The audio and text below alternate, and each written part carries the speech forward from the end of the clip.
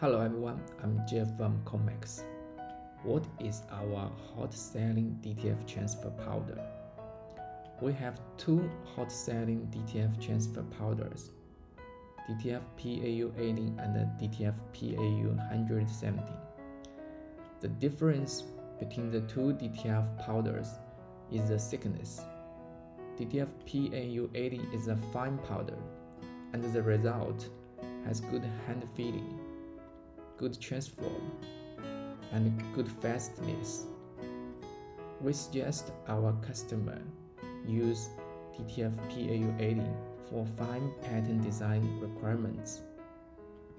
DTF PAU170 is a medium powder, and we recommend our customers use it for regular pattern design. Please get in touch with us if you have any questions. Thanks for your watching.